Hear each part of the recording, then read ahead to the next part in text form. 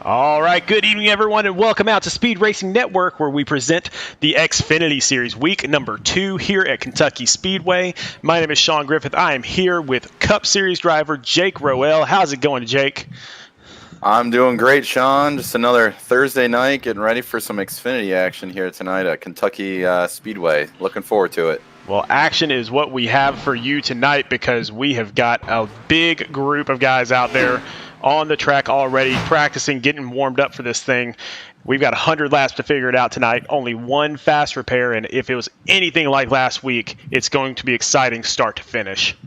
Exactly, Sean. You stole the words right out of my mouth. Last night was a blast to watch. Couldn't imagine how much fun the drivers had last night in the Truck Series, and I think we're going to see the same type of thing tonight here with our Xfinity guys. Well, for those of you that don't really know what's going on here, of course, this is Speed Racing Network. We do have 3 different leagues going on. So we've got the Truck Series on Wednesday nights, we've got the Xfinity Series here on Thursday nights, and then we've got the big dogs. We've got the Cup Series on Sunday nights, where the Cup Series, the first prize is $1,000.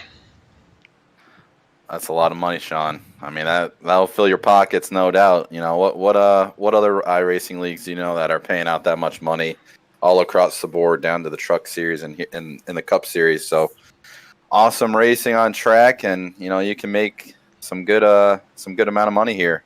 Not only can you make money here, but you know, all these guys, it's really a weird thing here, and I say weird in a good way, because most of the time when you have that much money on the line, you don't make a lot of friends. But you know, in this Speed Racing Network virtual series, we actually have 120 guys in this thing, and you know, we're all good buddies off the track. I mean, we have a good time, no issues or anything like that. We have fun on the track, but off the track, we're setting up some fun here. We've got the road trip coming up June 18th, 19th, and 20th. We're headed to Nashville Super Speedway for the return of NASCAR to Nashville, and so we've actually got a block of seats already reserved. We're just trying to get the people all signed up and everything. So it's $175 for 3 races. So that's the Truck Series, the Xfinity Series, and the Cup Series. I'll let you know that the seats are basically right on the start-finish line. I tell you what, Sean, you know, as someone that's worked in the NASCAR industry, you got a heck of a deal there for 3 races, as well as, like you've touched on, you know, going back to Nashville for NASCAR racing. You know, what a great opportunity within this league to be able to go to a NASCAR race, you know, enjoy it with friends that you've met over iRacing, and then you're sitting there watching 3 days of great action on the track. That's awesome to see. Yeah, definitely. So if you want to meet all of your friends that are here in the league on iRacing, or if you just want to come out and hang out with us, we're going to have all sorts of stuff going on. We haven't got all the details worked out, but we are going to work with some of the local hotels, try to get some good pricing there. We're also going to work with Nashville Super Speedway because they have a bunch of fun things that they would like to help us out with as well. So really looking forward to that one.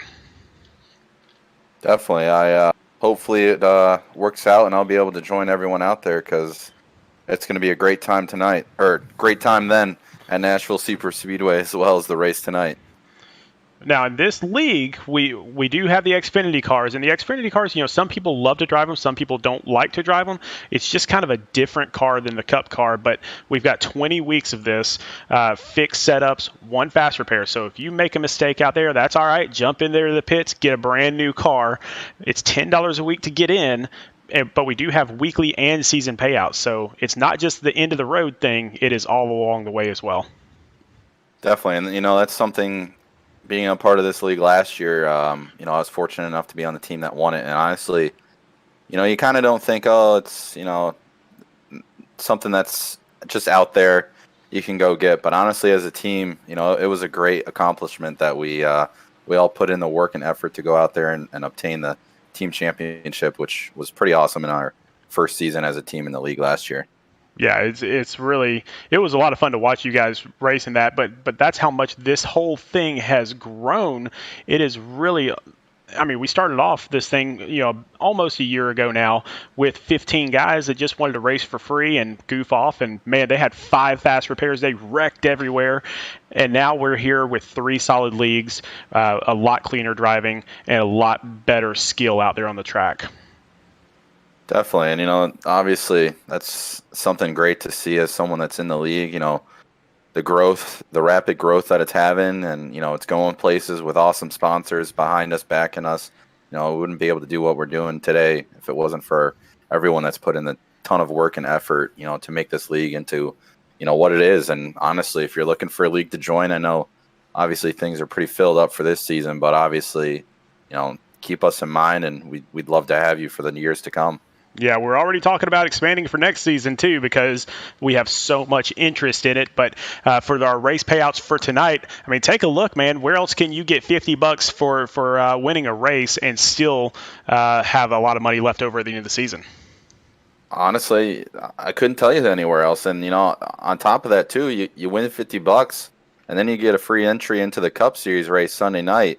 And, I mean, you got more opportunity to go win more money there, too. So, you got the potential to have a bigger payout at the end of the day Sunday if you, finish in the top 6 or 7, whatever it'll be for the payout. So, and I mean, even if you finish 6th to 9th, you're still bringing home $10. So that's your entry fee, or, the entry fee for the following week as well. So a lot of opportunity for everyone here tonight. Definitely a lot of opportunity for that, but take a look at the season-long championships and the season-long payouts as well, brought to you by Griffith CPA firm. Starting off with first place in the season, $500. Can't beat it. Yeah, absolutely. You can't beat that. $500 to go out there, mark yourself down as the Xfinity Series champion. And then if you combine that with your team and you end up winning the team championship, that could be $500 to $550 in your pocket, depending on how many guys you got on your team. So, there's big opportunity, again, bringing in, money for yourself, growing your name, maybe getting yourself a sponsor down the road for the following season or anything like that, and get yourself moved up into the Cup Series. So just we give our guys a lot of opportunities, I think, and, to showcase themselves here, Sean. Well, the first thing you have to do to win that money is you have to get into the playoffs. And in order to do that, you have to be in the top 15 in the standings after 20 weeks are done. And right now, Zachary Taylor, last week's winner, is, of course, leading the way because, if we've only raced for 1 week. So obviously, if you win the first race, you should be in the lead. But there's the top 15 as we sit right now. A lot of big names on this list.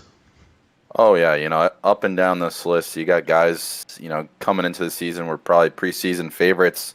But, Sean, as I look at this list, there's definitely some guys, that aren't there. They could have had misfortune last week. So, they're trying to look for a better finish this evening and get themselves back into the top 15. Because I can tell you now, from last season, in my experience, a lot of good guys had a rough start to the season, and it's just, you get yourself into too big of a hole, and it's tough to get out of it to get yourself into those playoffs. Yeah, if you look outside the cut here, you've got you got 34 guys in the league, but look at some of the names. Greg Olnick had a terrible week last week. Cody Havens had a terrible week last week. Those are 2 guys that really should be up there in that top 15 already. Devin Zimmerman was one of our finalists last season in Mid-South Madness, and here he is back in 20th position. Stan Hausman, one of our playoff drivers last season. Marshall Stanley, an incredible driver himself. So many great drivers here. There's going to be some of these guys left out in the cold. Oh, without a doubt. Anything can happen, especially over the course of a season. You start rattling off a couple weeks that are just not good point days for you, and unfortunately, you could be on the bad end of it. But at the other end of it, there could be guys that squeak their way into the playoffs by a couple points, which it's tough, but at the end of the day, you did what you had to do, and you got yourself into the right position.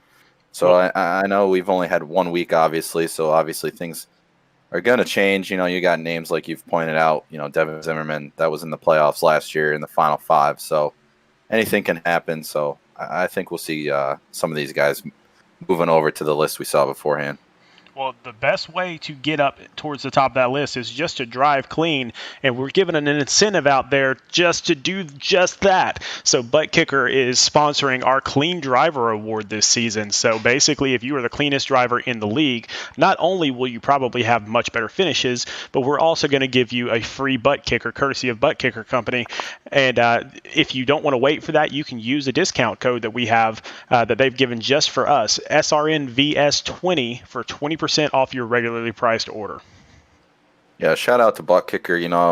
I personally don't have one of these, but obviously over the many years I've been on iRacing, you hear a lot of guys, within our league or just in official races talking about these, and it just adds an element to your sim rig, and it really does seem awesome to have, and it's something again, besides all the payouts and the money, you can go out there and win yourself a free Butt Kicker, for your sim racing experience. So that's awesome to have them on board and willing to give us, one of those for free for whoever is the clean driver of the season.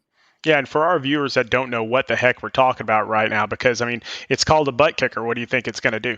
But basically, this thing attaches to your sim rig. It attaches to your chair, and it uses sound to vibrate your chair as your car is supposed to be vibrating. So it's basically putting you actually in the real seat of the car using sound to do that. A really, really great product, and we really appreciate Butt Kicker being on board with us this season. Gonna be great, but if you really want to stay clean and you want to learn how to do that, you got to get a coach. Exactly, and one of my teammates in the Cup Series, Dean Brummett, used or was a part of a couple of these coaching sessions by Kane Cook. Who is Kane Cook, you might ask? Well, he's one of the pro drivers in the Coca-Cola Series in iRacing, so he's the best of the best. He's known for one thing, and he's got the most of them in iRacing, which is the Hard Charger Award. That means he's started, the furthest back and gained the most positions at the end of the race. So if there's a guy that can teach you what to do on the sim on iRacing, you definitely got to check out Kane Cook for some coaching. Yeah, definitely. He actually set up a brand new iRacing account, and he made a deal with himself, and you can actually go online and see this, but he promised that he would start in the very back of every single race that he ran in, and he tried to move his I rating up as high as he could possibly go, and he got that I rating all the way up into the 7,000s. Now, just to put that in perspective, our best racer in this league is at 3,900. So he's basically double that. So that just tells you right there how good of a driver he is to be able to do that on a second account on top of everything he's done on his main account too. So he definitely knows what he's talking about. He can help you in any aspect on iRacing. So definitely check him out. And obviously, like I alluded to earlier, Dean Brummett had nothing but great things to say about him and what he was able to take from those sessions and put them to use in our league. We talked a little bit earlier about the whole team aspect, and we were talking about your teammate, Dean Brummett. But, H2K Motorsports, right now, they're leading the team standings. And so kind of let's go through that. We got H2K Motorsports in the lead. They had some great finishes last week, but Tank Racing has that one win in their back pocket, too. Exactly. They got the win, but at the end of the day, they're still 13 points behind H2K Motorsports. And then third place, you got Team SRN. Fourth place, Bronco Motorsports. Rounding out the top five, R&D Motorsports. Red Racing, kind of shocked to see them where they're at, but it was only the first week. Anything can happen. You could see H2K Motorsports have the same type of week. What Rev'd or R2D2 had at Chicagoland. So anything's possible. But again, you keep having good days. It's hard to catch you, and that's kind of what we try to do at Striker Motorsports. Was just, if you're not getting more points than us, there's no way to catch us. Exactly. And so it is a big team aspect. Even if you're not the fastest team out there, if you're consistent and you're towards the front, then you're going to do really, really well in that. But while we have a chance, let's talk about who these teams are really quickly with the Silverback Tax Solutions team introductions. And let's start off with our team leaders, H2K Motorsports. Yeah, so coming in first, we got H2K Motorsports with the number 3 Jovi Sagaped, Ryan Ducombe, Troy Techmeyer, Josh Marcy, and Dustin Scruggs. a solid team here, obviously, with their performances last week at Chicago. So solid team here. They got themselves in the lead for the team championship right out of the gates. Yeah, they've been absolutely amazing so far. Keep an eye on that number 7, Ryan Ducombe, as well as number 3, Jovi Sakiped. Basically, they have been up towards the front in every single race they've run in. But here are the ones that have the winner on their team, Tank Racing. And we'll start off with number 14, Zachary Taylor, who, if my scoreboard is correct, is currently on the pole position. Your scoreboard is correct, Sean. He's got himself on the pole. He won last week. So you got, the winner of last week, currently the pole sitter, to go along with 3 guys that were in the league last year, and Devin Zimmerman, Mike Lepicki, and Derek DeSilva, and then bringing in their 5th, Emerson Arden. Correct me if I'm wrong, though, Sean. I believe he was in the league as well last year, too. I believe he ran one race with us. I think he just ran one as an independent last season, but Emerson is a great driver as well. Definitely. So, they've got a lot of experience. I know Mike, Devin, and Derek really work well together, and obviously that's translated with Emerson and Zach. So, this is a solid 5 here for Tank Racing. Expect really good things out of them for the season to come. Yep, next up we got Team SRN, so the factory team. This is the home team, and they do have 5 incredible drivers here as well. Keep an eye on that number 17, Danny Setzer. From my understanding, we got Brandon Browning being his crew chief tonight on the box. Oh, there you go. You've already said it. He's got one of the best in the business on the box, and Brandon Browning for Danny Setzer.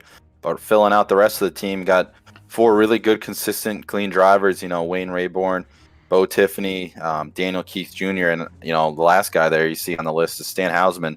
Found himself in the playoffs last year and advances his way through a couple rounds. So this team's loaded as well. Definitely. The other, another team that is really kind of on the upswing here is Bronco Motorsports, and they started off last season under a different name, weren't doing very well. They changed their name, they changed their attitude, they changed a couple of their drivers, and now all of a sudden they're one of the best teams in the league. Who I compare them to, Sean, is they're like the Cleveland Browns this season. Last year had a little bit of a rough start. All of a sudden this year, They're here. They're here to race. Chris Massey's put together a heck of a team with these 4 guys, along with his teams in the Truck Series and Cup Series. So Chris Massey clearly stockpiling some talent for his teams, and obviously we're going to see great things out of them as well. Speaking of stockpiling talent, so David Duke is the team captain of R&D Motorsports and Team SRN, and they had so much talent they had even a third team, R2D2 Motorsports. But R&D Motorsports, you got Daniel Bodler, who was one of the best drivers in Mid-South Madness last season. You got Chris Heller, who's been up towards the front. Eric Hoke, who has been he's kind of been consistently in the middle, but he's got the talent there. Curtis Young, who's been up towards the front the whole time. And Cody Havens, who had a rough race last week, but we've seen him do great things already. Definitely. Like you said, I don't know if it's a bad or a good thing for David Duke to have that much talent and that many drivers to have to overfill or spill over into a second team here for the Xfinity Series. But he's definitely got, 5 guys that could go out and win it any single week. Obviously, Daniel Bowler was a thorn in me and Dean Brummett's side last season in the Xfinity Series. So, he's always up front, extremely fast. So, obviously that's going to just, trickle down through all the rest of his guys or all the rest of the guys on his team as well. So, again, every single team we've pointed at, Sean, is just really strong top to bottom. Yep. Next up, Rev Racing. And again, these guys are the ones that they've practiced all off season. They even had a league, an off-season league for themselves to figure out who was going to race here in the Xfinity Series. And they came up with Sean Dice, Aaron Gerwitz, Marshall Stanley, Greg Olnick, and Mark Brown. 5 names that if you've ever watched us on this broadcast before, you know exactly who they are. Right. I feel like we're repeating ourselves. But again, we got another team here in Rev Racing. 5 guys that they can go out, they can win it, they can dominate races. You saw Marshall Stanley in the recruitment race at Texas was up front from the majority of the race and fell short, with a late race pass by Daniel Bowler. But, again, this team, last night you saw it with Greg Olenek dropping down to the Truck Series, finishing 2nd place. So there's talent everywhere, and, it's filled on every single team. No, we're not done quite yet. We got one last team here, R2D2 Motorsports, with Jay Graves, who was one of the most consistent and clean drivers last season. Dylan Patterson, Jamie Plurd, Kevin Winker, Michael Amenti. So, again, another great team that David Duke has put together. Absolutely. The two guys that I know of on this team, a little bit better than the others. Jay Graves, honestly, I would say he's one of the more underrated guys in the league. Last year it took notice of him. Just very clean, very consistent, obviously, and he's quick as well. So props to Jay, and then also Dylan Patterson raced with him in a different league. He's always up front as well and really running well there, and obviously filling out with Jamie, Kevin, and Michael Menti. So David Duke again, just putting together another workhorse of a team, so to speak. Yeah, now we do have some independent drivers that have decided to drive in this race, and we do allow that. They have to be within I ratings, but here are those guys. So Jordan Sailors, who's a Cup driver, Joseph DuPont, who's a Cup driver, Rhett Tucker, this is his first week in the league, Dean Brummett, who is a Cup driver and your teammate, by the way, Brian O'Shell, a Cup driver, Justin Boyles, a Cup driver, and then Nathan Nixon, who is a truck driver, but one of the better truck drivers we have. Right, and again, any of these guys can come out here and win it. There's talent everywhere we look in this league. A guy could qualify 20th and he's still good enough to go up there and win it. It's going to be interesting to see what these guys do. For example, with Jordan Sailors, DuPont, Dean Brummett, O'Shell, and Boyles with being Cup Series driver, they might not have been able to put as much time into it practice-wise as opposed to, the full-time guys. So, it'll be interesting to see how they translate over into the Xfinity car. And hold on to your seats. We've got one more driver out there that we haven't mentioned, and that was last night's winner, Michael Madden. And I know he's got a ton of people out in the audience tonight rooting him on. And so this is his second week in a row that he's won his way into the Xfinity Series. Tonight he's driving the number 20. That was last week's car, the number 15. Same paint scheme, just different number.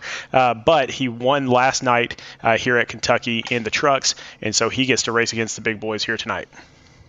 Exactly, he definitely does. Going back-to-back in points races as well as winning the final recruitment race. So if you're a Michael Madden fan, which obviously I've seen in the chat for all of our broadcasts for the Truck Series, you got to be stoked for him to do it again tonight. I mean, why not? Why doesn't he have a chance like anyone else in the field? So be interesting to watch him drive up through this field and see if he can't give a little hard time to these Xfinity guys. Definitely. Well, let's get out there on the track because qualifying is over. And sure enough, last week's winner, Zachary Taylor, up in the pole position. Jovi Sagiped from HUK Motorsports up in second.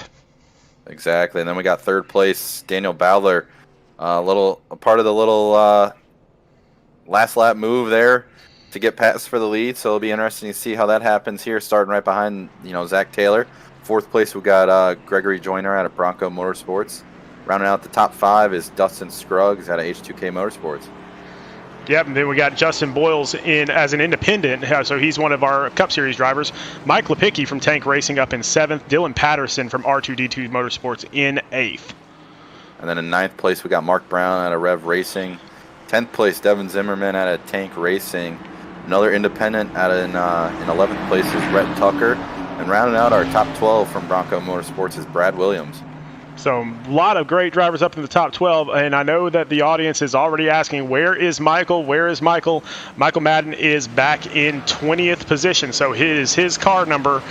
He is starting in the 20th position, but fear not, he should get up through the pack pretty quickly.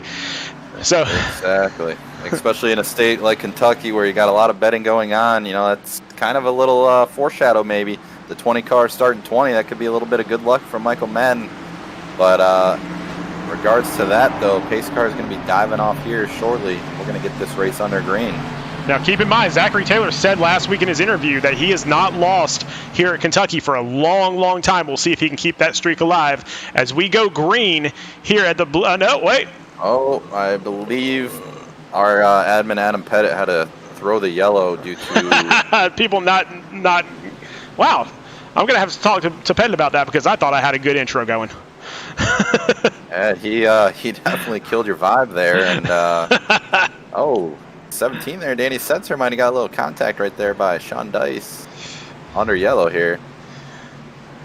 Yeah, I'm not really sure what happened, though, to throw it. I mean, the front half of the field looked like they were at least lined up ready to get this thing on the road, but someone must have been getting that chicken sandwich like Ricky Bobby was.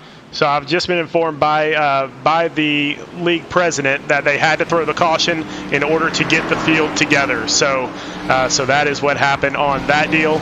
But it looks like we're going to get back to green coming around this time around. So not too big of a worry, but you know.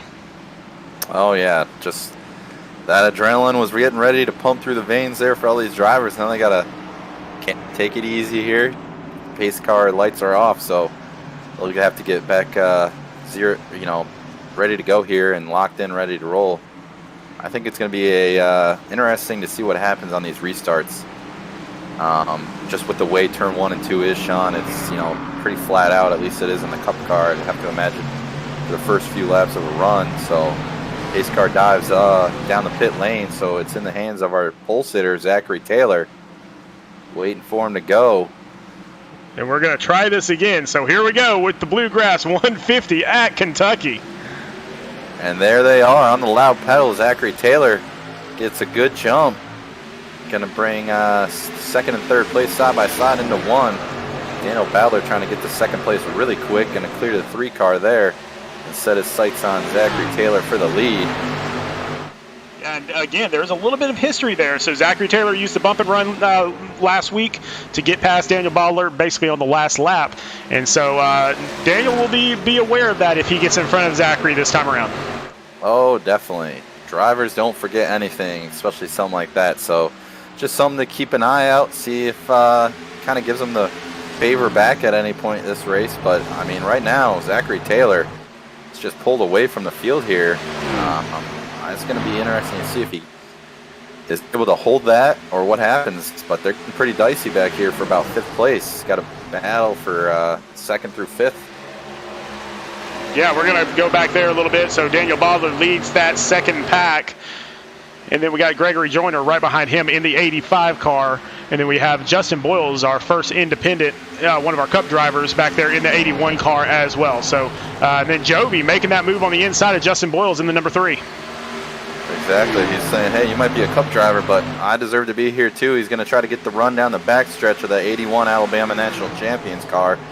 Then you see the battle there for second as Gregory Joyner is going to take second place from Daniel Bowler as they come out of 4. And again, Jovi and Justin Boyle still battling back for 4th place. Some good hard racing here early on in this race. Yes, there is. And I'll just go ahead and warn our audience right now. If we get the number 81 Justin Boyles in an interview, the words "Roll Tide" will happen. I promise you that. Oh, you know as well as I do, there's probably not a bigger Alabama fan in our league than Justin Boyles, so I'm expecting the whole Roll Tide to be rolling in here if we do pull them up, so you're absolutely right about that.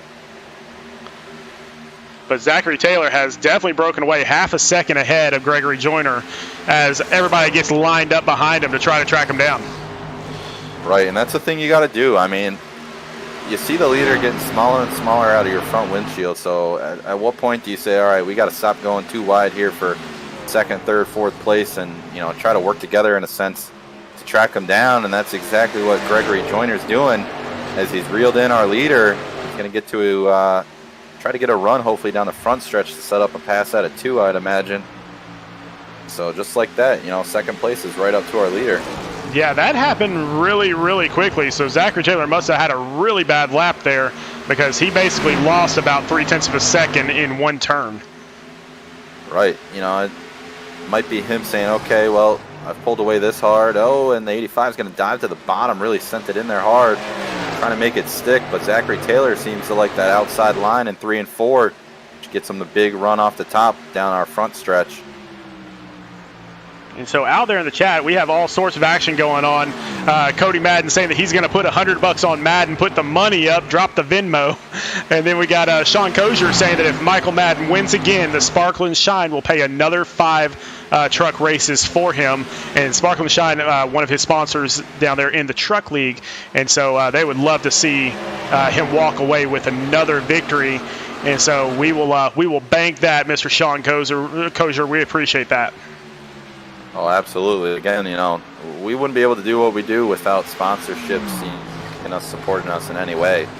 So, if I'm Adam Pettit, Racing's president, I'd be letting Michael know, hey, listen, you this thing, you get another 5. That can add a little more motivation for him. On top of moving up to the Xfinity Series, you got another 5 race sponsorship possibility if you go out and win this thing. Right now, Zachary Taylor's pulled away again to almost a half-second lead again. So I think you're right, Sean. He might have just made a little mistake with that one lap, which brought Joyner to his rear bump. But now he said, all right, well, setting sail, and I'm out of here. Well, let's go back just a little ways here and see some side-by-side racing. Curtis Young in the 94 and number 89. That's Brad Williams from Bronco Motorsports.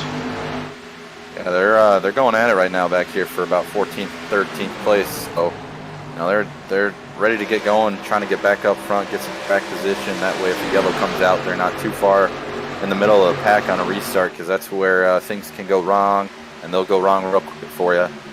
So they're trying to make their way through the field, and we got Brunt here. Must have started pretty far back. Surprised to see him back there with Aaron Gerwitz, both of them, honestly. But they're going to charge their way through this field. Dean Brummett running that throwback Jeff Gordon paint scheme there. I love to see that Rainbow Warrior machine out on the track. Yeah, lots of great racing going on. You can see just in front of them, Michael Madden in the number 20 has moved up to 19th. So slowly but surely moving up the race. Exactly, and that's that's good to see. Someone like that who is down in our truck series that makes the jump. Hey, it's 100 laps. You can't go winning out on the early stage of the race. You got to serve. Or you don't want to use a fast repair too early. So he's setting his sights on the guy in front of him, Ryan to come and trying to move forward. We got Curtis Young trying to make the move on Emerson Arden here, 12th. So we got a lot of good racing back in the pack, that's for sure. Out there, oh no! Oh! So Emerson Arden just kind of ditched it into the wall there.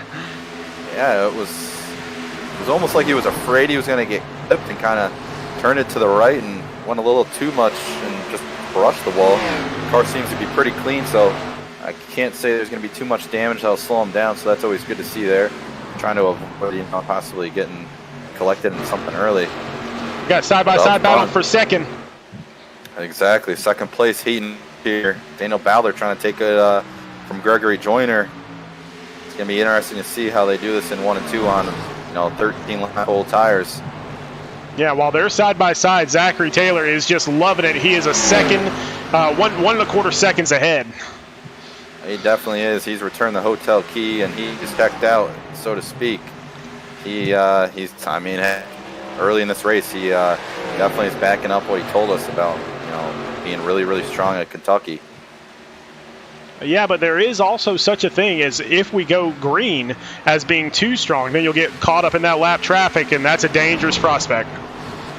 Exactly, and, I hear it a lot when I rewatch the races, guys just charging too hard and using their tires up, and that's kind of something you keep in mind. At what point do you say, okay, we're not going to have a quick yellow, I got to start saving, as much as I can while serving the lead. So, I'm sure Tank Racing's gone over that. Oh, no, we got some touching there. Oh, man, almost just had Dan Ballard get put into the grass there. Some hard racing for second place. But they prevail, they keep going, and, they had 1 and 2. Not really sure what that was all about. Ballard had gotten his way around, but, at the same time, Greg Joyner didn't want to give up second place. But now he's under attack from Joe V. Sagiped. Yeah, and then right behind him, Rhett Tucker, one of our new drivers this week. So this is the first time he's driven with Speed Racing Network, already showing up in 5th position. Started off in 11th, so working his way up. No doubt, and that's a good sight to see. You got a new guy coming in, and right away he's making his way to the front, charging through the field, and he's done a great job. Started up 11th, like you said, and now he's already in the top 5. So just a guy to keep an eye out as this race moves on. Out there in the chat, our favorite Yeti out there, Nick DeLezaluke. I see, I got it right that time, Nick. He says that he thinks there'll be a yellow around lap 40 to 43. We'll just have to wait and see, buddy. I mean, they're doing really good right now, getting kind of spread out. Exactly. I guess he thinks that'll be about the time when they got to start pitting, so he's expecting someone to lose it going into pit lane or something like that. But we got 2 guys back here in 20th. Going side by side, Dean Brum and Aaron Gerwitz. Some good battles back here in the back of the pack. or halfway through the pack, I should say. Yeah, we definitely, I mean, everybody's giving each other some space, it looks like. Emerson Ardon kind of giving Ryan Ducombe plenty of room there on the bottom of the track.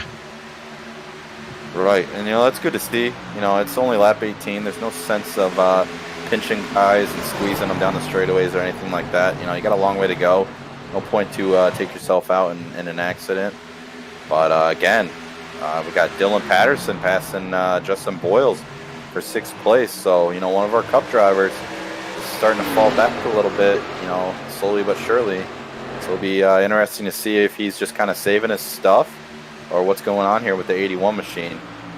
Yeah, this is a good thing for the Cup drivers to get in here, figure out the track in these Xfinity cars, because the Xfinity and the Cup, yes, they are different, but you can find lines that are common between the two of them. Oh, exactly. Same thing with real NASCAR racing. It's hard for me to believe guys are just going to want to jump down into series just to go out and win. I really think a lot of guys will do it to try and learn something. That way they've got a little bit of an edge on the competition for Sundays. So it's something that we got going on within our league as well. We got a few Cup drivers here trying to learn something for our race on Sunday night. But Rhett Tucker going to go the inside of Greg Joyner there for place. So our new guy, he's showing up and saying, hey, I might be new, but I deserve to be here too up front. Yeah, we'll jump back just a little ways as Rhett Tucker finally makes that pass complete. Let's go back to Michael Madden. He is up into 15th position, so working his way up. So all you Madden fans out there, here we go.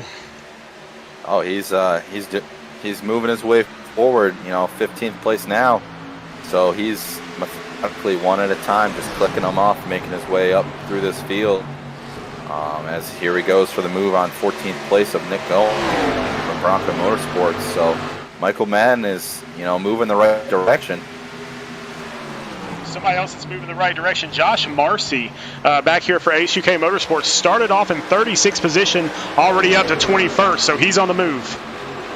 Right, 15 spots and 22 laps. That's pretty good right there. So, all he's hoping for is another yellow. That way he can click off another 15 spots, because it's just gonna be harder and harder to gain that many positions if this thing keeps going green. But he's done an excellent job so far, moving that far up through the field already. This 22 lap green flag run we've got to start this race. But Dean Brummett, one of our other Cup guys, in 18th place with Ryan right behind him.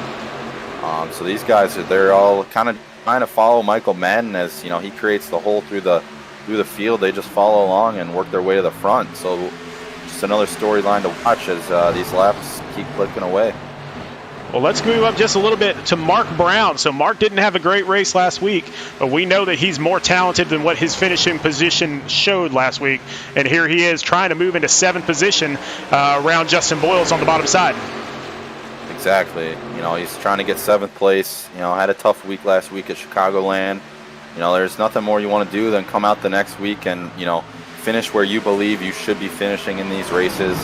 Anything can happen, so, it's obviously not the end of the world, but, I get it. You get discouraged and a little upset yourself if you got a bad week. So, it's good to see him, rebounding, and he's right now 7th place this week.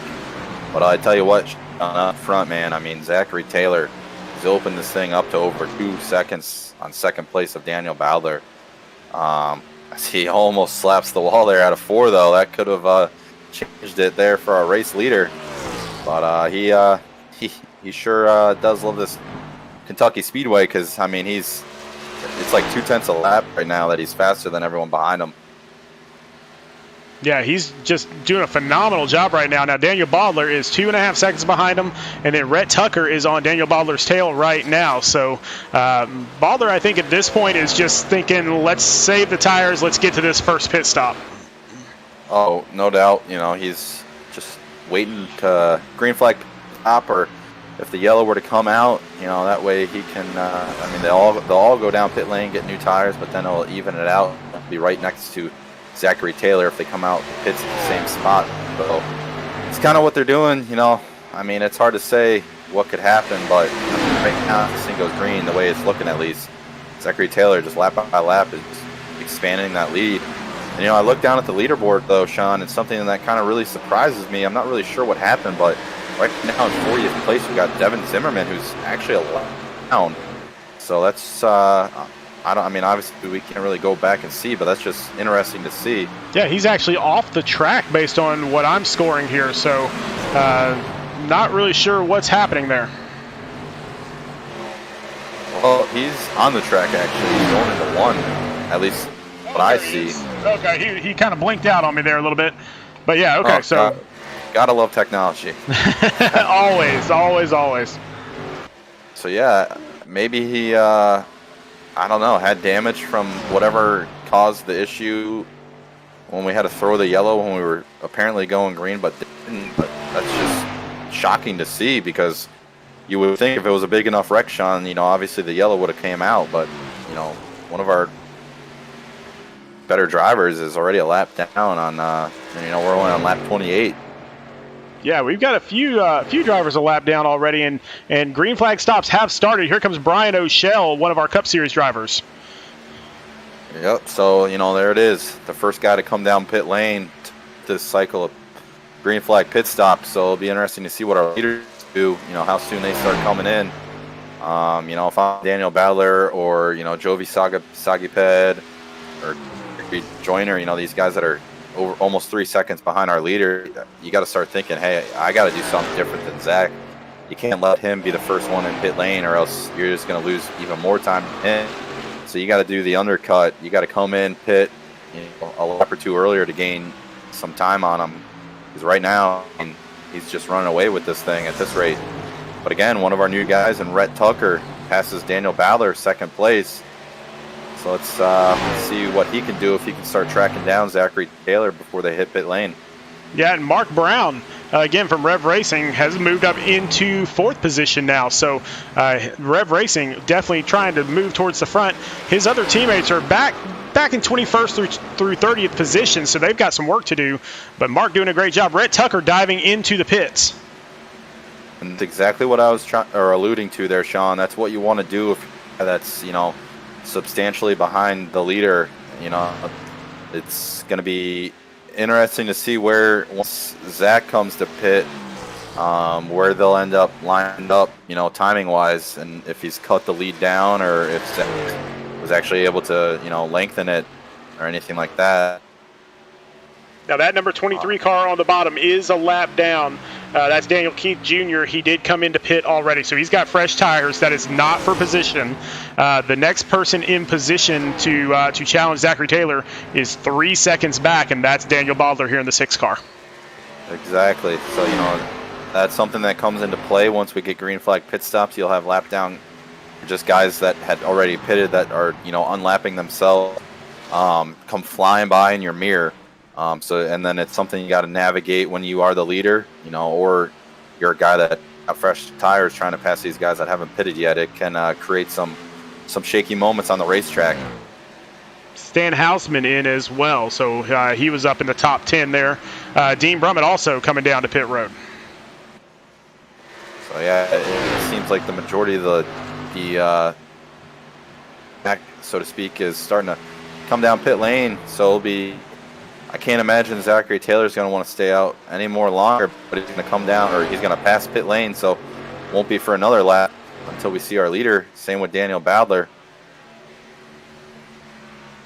So back about a second behind Badler, you got Mark Brown. So and there it is. You got the yellow out. Oh, wow. So that's going to throw in everyone's strategy playing there. I'm not really sure where the yellow came from there. Either am I. I'm trying to cycle through the field to find it. I'm not seeing any damage. Yeah, I do not see it. Yeah, I mean, there were even guys asking in the racetrack what it was from, and no one really knows. So someone might have looped it trying to get on pit lane, and that might have brought it out. But yeah, I know you're checking on that for us right now. Yeah, I'm trying to see what could have possibly happened. The only guy with substantial damage seems to be Aaron Gerwitz on the right front, but that kind of more looks like he just kind of pancaked the wall at some point.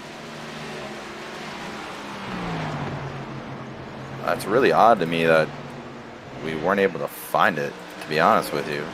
Well, I'm going to go ahead and pull up the rec replay, and we're going to go back to the yellow flag moment. We're going to check on pit lane because that's usually where stuff like this happens. But right now, not really seeing anything out there on the track. So, and you see our rec replay brought to you by Sandwich Man Racing. So you can check them out on Shopify.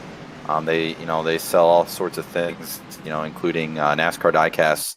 They've got autograph ones on there as well. So, if you're a big NASCAR fan, looking for a cast for yourself or, any family members or friends, check them out. They got great deals, so them up on Shopify and they've got good stuff. Yeah, no idea where that caution came from. We do not have debris cautions here on iRacing, so not really sure what happened there. So we apologize. We will try to find out more for you. But it looks like maybe it was Brian O'Shell. So let's go back one more time and take a look at Brian O'Shell here.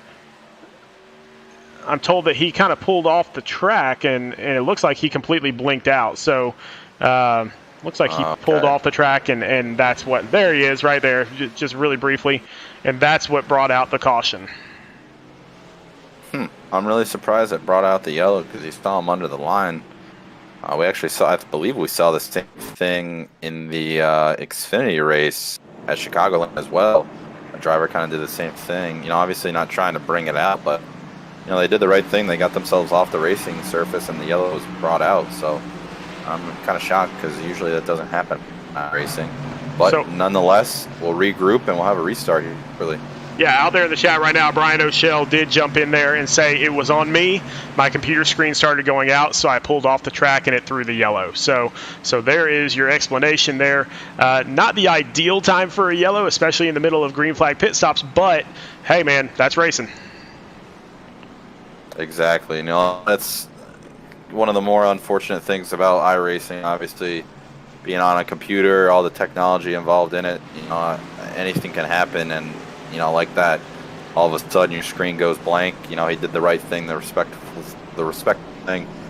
Got it pulled over and out of the way, But we saw it in a recruitment race where Joe Visagipet, unplugged his wheel and it sent him into the outside wall. So good to see that, obviously no one was taken out or anything like that with, a technical difficulty for O'Shell. So if anybody was counting, that was 5 laps short of Nick DeLesaluke's prediction of lap 40. So Nick was close. He was close. Sounds like you and I should have took that bet, Sean. We should have. Nice dinner tomorrow. We should have. But out there on the track, it looks like Zachary Taylor will maintain the lead. Daniel Bodler will maintain second position, but we'll have another restart here. We will, and it's I think it's going to get really racy right here because these guys are probably going to want to try to get around Zach Taylor to see what how he reacts to not being out front in clean air. They saw him drive off into the sunset, and was over a 3-second lead, so they got to get around him and try to hold him at bay behind him. So I think this restart's going to be really, really interesting here. Yeah, we're going to have to see if anybody has anything on this restart at all because that original start to the race, Zachary Taylor just pulled away instantly. Right. It's nothing against these other guys, but, at this point in the race, 38 laps into it, Zachary Taylor's just dominating it. So you gotta change it up. You can't let him control the race, be in the lead. So you got to do everything in your ability to change it up and see what you can do. Obviously, I know it's tough because it's pulled out to a 3-second lead. But again, Zach's got his teammate Mike Pickey right behind him in third place. So this restart's going to be tank racing. I guarantee you they're going to be in their Discord timing it up together to get a good jump on the outside line and get clear into one. And don't look now, everybody, but who is in fourth position? Michael Madden. Just like that, he started 20, and here he is in fourth place. I got to imagine that YouTube chat's going crazy now with the Madden fans. Oh, we'll see what maybe he can come up here and give Zachary Taylor a run for his money up here up front. So another thing to look out for on this restart. Michael Madden's pretty good on him. We saw him last night go from 5th to 1st, but right now it's in control of Zachary Taylor. Pace car is off. Waiting for him, and he's going to get going here. Green flag is out. Jump. Yeah, didn't get the best jump there, so Daniel Baldler actually got a pretty good jump off of him, and Daniel Baldler's going to try to catch his draft. He really is, and he got a little close with Baldler there when they crossed the line. I'd probably be a little careful with that. You moved him out of the way for the win, which is fine. You race how you race, but here we go. Baldler's going to go to the inside and try to get a run underneath of him. They're going to be too wide coming to the line. Baldler knows that if he lets this thing go on too long, that Zachary Taylor will just pull away from him. So he knows that this is his only moment to catch him. Absolutely. You can't let it be the Zachary Taylor show. You got to come up here and do something about it. And Baldler's trying to do that right now as they come down the back stretch into 3. I was kind of surprised that Zach was able to stick on the high side and really get a good run there through 1 and 2. That's kind of what he's been doing in 3 and 4 the majority of the race, but Baldler gonna fall in line with him, try to get a run again on him here. Yeah, you also got to think that Zachary Taylor must be a little bit nervous. The guy behind you is the guy that you bumped and run for the victory last week, and Baldler's looking pretty close right now. Oh yeah, I mean you got him at. If I was in his shoes and did that same thing, I'd be looking in my mirror and going, oh, that's who I move. So you're kind of expecting it to happen to you, so you're trying to make sure you're anticipating it. But here we go. I think Baldler's going to try to make a move here, probably down into 3. That's where Zach goes a little higher than Daniel, so he'll try to get a run down the backstretch. And he's just going to stay in that draft. Now, in the meantime, back behind this, Mike Lepicki and Michael Madden, they're just kind of saving tires back here. They're just kind of doing their own thing. But I think Baldler might be chewing up some tires here, trying to catch up to him.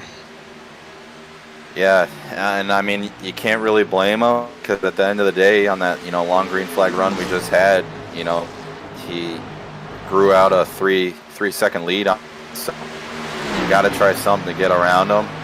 And like you said, Sean, obviously that's gonna take some tire with you on a longer run as he really dives it in there into 3, trying to get to that left rear quarter panel of Zachary Taylor, but just can't get it. Car doesn't have enough grip. Diving in that hard.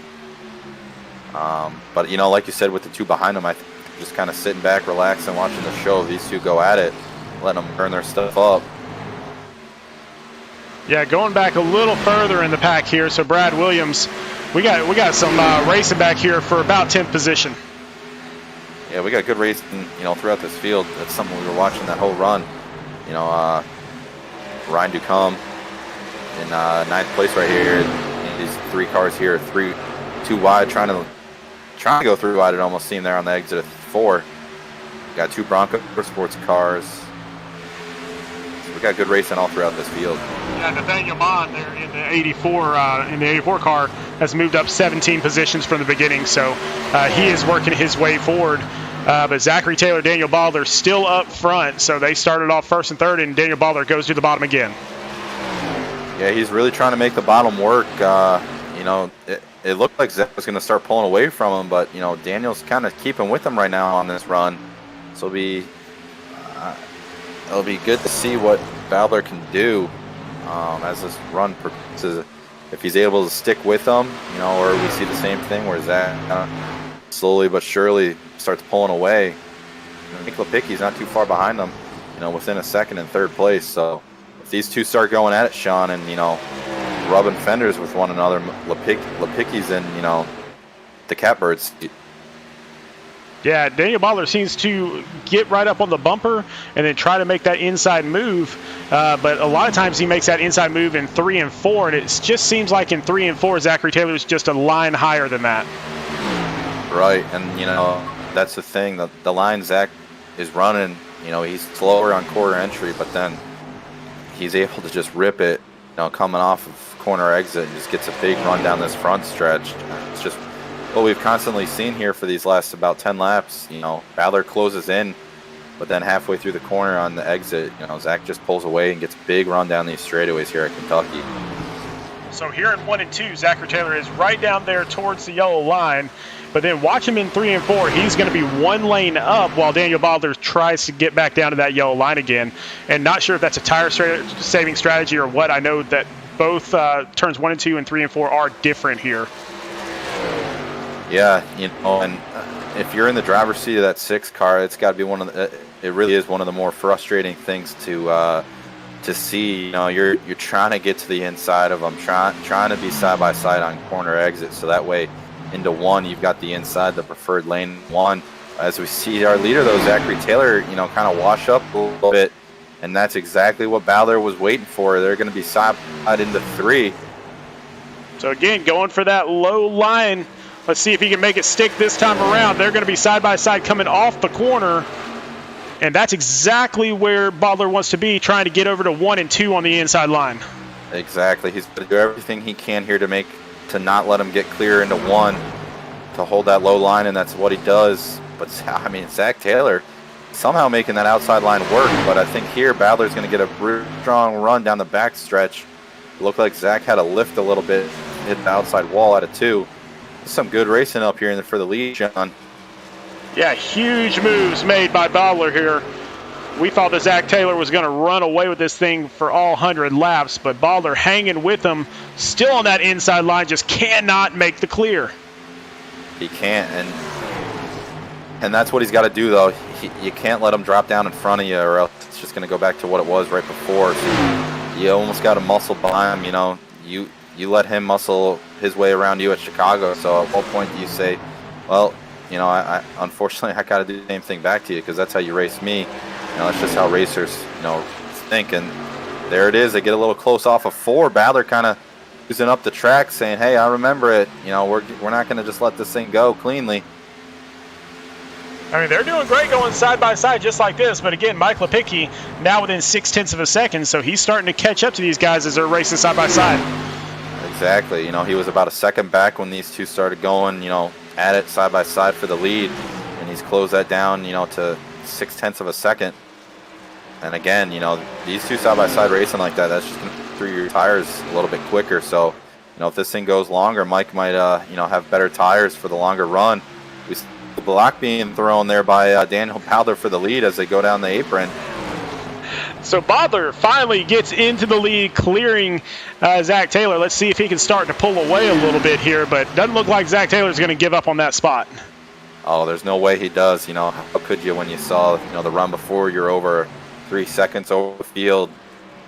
You know, I got to imagine if, you know, we were sitting in Baldler's team Discord server, he was probably screaming, finally I got it, because it took him about 10 laps to get around him. But, oh, yeah. You know, here comes Zach again, though, closing back up to him. And again, just, you know, Baldler just has to watch that line, just defend that bottom side on the 1 and 2, and defend that 1 lane up in 3 and 4. And let's see if he can make that run just like Zach Taylor's been doing. Exactly. You know, and again, Mike Lepicki just keeps slowly but surely closing up. Going to make this a 3-car race here soon. So these two are going at it, but, you know, Mike is... Wow, I'm sorry. I had to stop because I thought they were going to get into each other right there down the front stretch. The way it was looking. Just good, hard, clean racing up front for the lead here at the Bluegrass 150. Yeah, they definitely already have history this season. So it's only been 1 week and they already have a history. So, but so far they're playing nice out front. They're racing really hard, but they have not bumped each other at all. Right, and Zach Taylor got a little tight there and almost had to hit the wall, so he had to get out of the gas. So Baldler's going to pull away a little bit here. But yeah, you know, back to what we were saying, no love lost between these two. You know, I don't really necessarily think it was that dirty of a move, but obviously if you're the leader on the white flag and you get moved, you know, no one's going to be happy and excited about it. So, you know, it's just clean, hard racing. You know, and of course it happened to be for the win of the first race of the season, so emotions are already high. But, you know, these two are battling now. Third place is here, but don't look too far back. because our fourth place driver, Mark Brown of Red Race, is closing in on the lead as well. Okay, so let's check in with our other drivers here really quick. I know we were on that for a long, long time. Michael Madden back here in 5th position, so he is leading that second little pack back there with him and Bo Tiffany. Let's go back a little bit further. We got Ryan Ducombe, who's up 19 spots from where he started in at number 7. But Rhett Tucker back on the move. Rhett Tucker up there in the 19 car. He is back up into 9th after kind of getting caught on pit road pretty much. Who else we got out here? Dean Brummett up 10 positions from the start, so he is up in 17th position. So we've got all sorts of racing all over the place, but Zach Taylor trying to make a move once again. And again, it's not like this is a 4-car race, but this is exciting stuff that you're gonna want to watch. If you're at home watching, we got a 4-car race for the lead. You could throw a blanket over these guys, and Zach Taylor trying to reclaim the lead here. And I'm sure we're probably about 10 to 15 laps away from green flag pit stops again. So, strategy is going to come into play as well. I was just going to say, so last green flag pit stop started off on lap 29 with Brian O'Shell jumping in, and then everybody else came in around 30, 31, 32, that sort of thing. And then we had the caution come out on lap 35, and so everybody pitted. So if you think about 30 laps is what you're looking at, we've got about 6 more laps before people start to get some early pit stops. Exactly. So, the pit crews are getting warmed up, ready to go down there on pit lane. So at any moment's notice, they're going to see guys start diving off to get into pit lane. I'm sure it's going to be, after this round, you might see some guys try to stretch it though to make it, only that one stop to the end of the race. Because I think if you pit now, you'd almost have to pit again, or just really be super conservative on the fuel. As we get our first guy coming down pit lane, actually just put it in the chat, and in race is Jordan Sailors. So there we go. The gates have opened, and Dean Brummett as well. Yeah, Jordan Sailor's way back in the pack, so he's about 32nd place. So not really a factor just yet. But back up front here, so it's just a matter of time before these guys have to come in, because they have got to be chewing those tires to pieces. Definitely. You're racing hard up front in the lead with 3 other guys, so there's really no oh my goodness, Zachary Taylor just mowed the lawn there on the apron and for Kentucky. I mean, you saw Baldwin do the same move just like that, get down as deep as he can possibly go. So same thing with Zach Taylor there. So both of them just trying to find ways around the other. Oh, they are going at it right now. I mean, this is like watching a 15-round boxing match. These guys are just throwing haymakers at each other, so to speak, up here for the lead. I will say, though, cutting that apron here at Kentucky is definitely not like Chicagoland. There are sewer drains that iRacing has literally, obviously, scanned, and it is not a smooth, flat surface, so it can get pretty dicey, especially on a longer run on older tires. So you got to watch out when you're doing that. You could all of a sudden be pointed to the outside wall and wreck it. Yeah, I mean, so much other good racing going on the track right now, but we do not want to cut away from this for a single second, because these moves are absolutely amazing for these guys. Right, and I think that's the thing of, you're seeing it. Zach gets these big runs down the straightaways because he's running that higher line, especially in 3 and 4. So down the front stretch, on top, in addition to having draft off of Badler, he gets these huge runs once they get to the line, and it's kind of a point when it's like, well, what do I do with this? You got to make a move at some point, trying to get by them. And yes, we're going to see it again here. So just to kind of throw this out there too, so Michael Madden was in 3rd position last night in the truck race when the 2 leaders got into each other, and he passed them for the lead, and he basically never gave it up after that. Now he's sitting back here in 5th position. He's 2 seconds behind the leaders, but if there's a wreck up here, he's got some pretty good position there.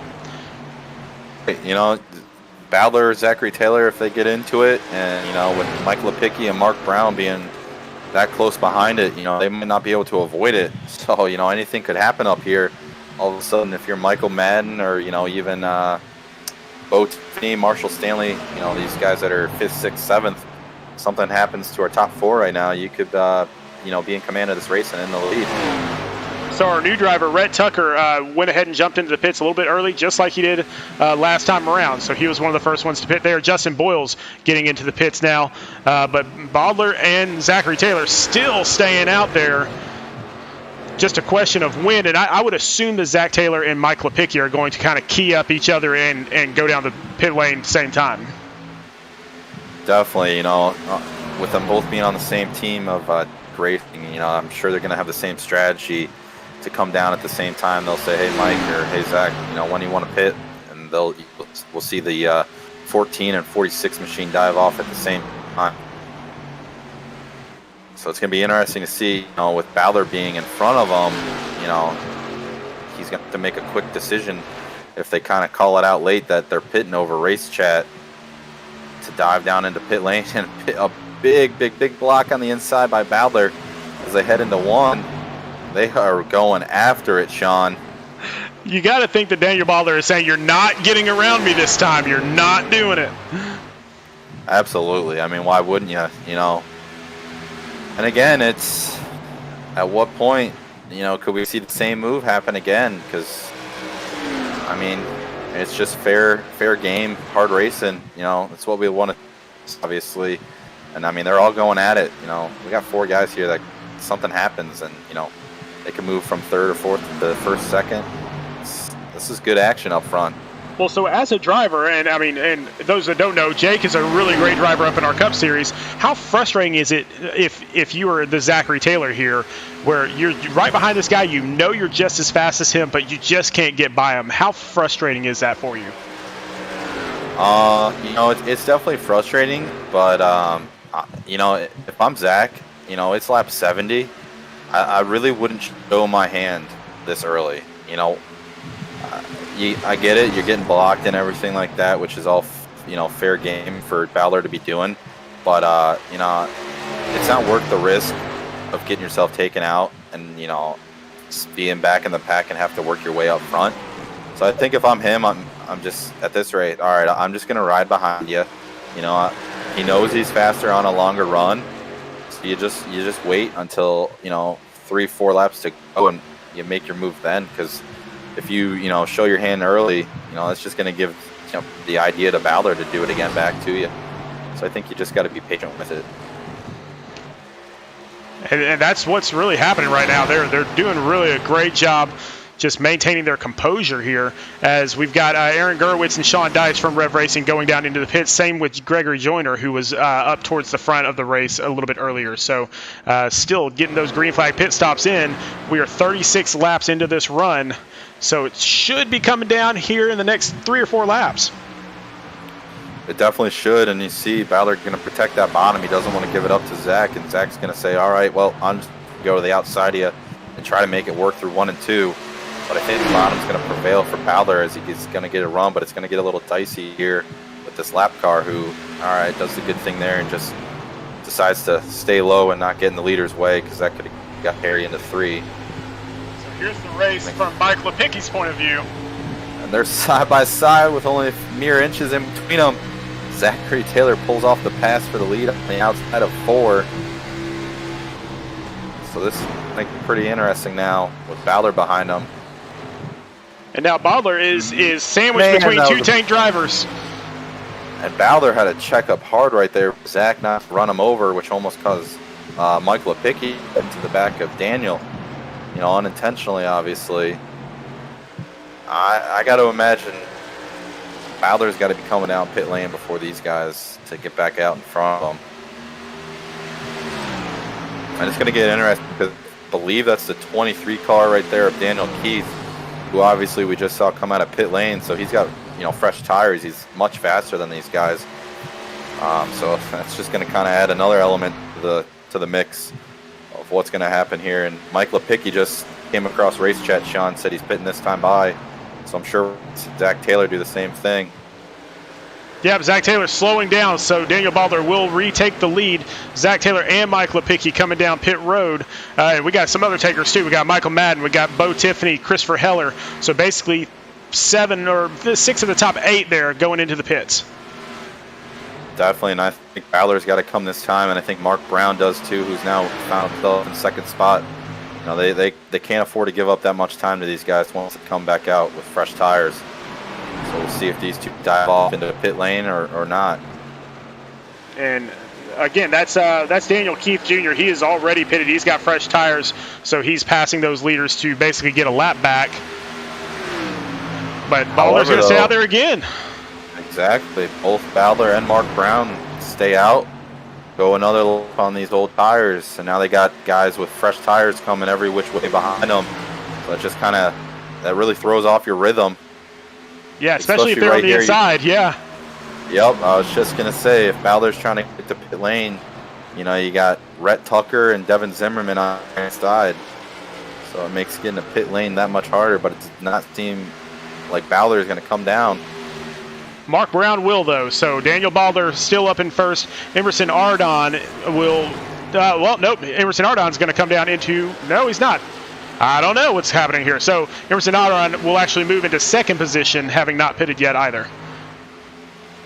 Exactly. I'm a little shocked right now that our leader, Daniel Balor, hasn't pitted yet. I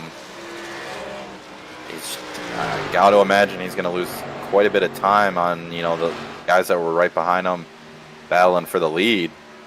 But he obviously must know something we don't. I guess that's why we're in the booth tonight, Sean. I think he's really hoping for a yellow flag here. I really think that might be what's going on. But if you wait too long, I mean, only 23 laps to go, you're going to lose that advantage. Exactly. I mean, there's a point in time where it's, okay, and yep, I'm listening to it. Daniel Balor is going to come to pit lane this time by. So that answers our questions. We're going to see the 6 car of RD Motorsports pull down pit lane. And so he will come down, as well as Emerson Ardon had already come down. So Rhett Tucker, if he can get around the track and pass Daniel Balor, then Rhett Tucker may take the lead here. I believe he will. You're right, because I believe he had pitted a lot earlier.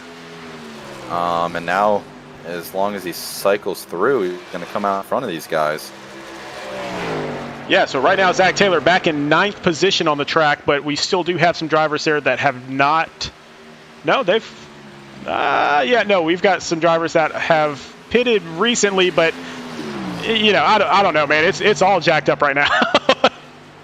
Definitely is. So Zach Taylor just went by Daniel Balor, who was just leaving his pit box.